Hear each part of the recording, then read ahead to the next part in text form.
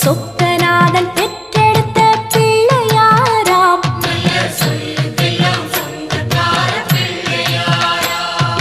கைலாய மலைய விட்டு தெற்கே வந்தாராம்.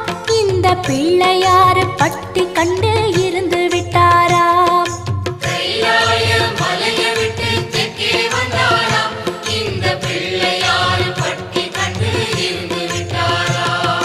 கணபதியார் வந்தாரம்மா, நம்ம உறவாக நின்னாரம்மா.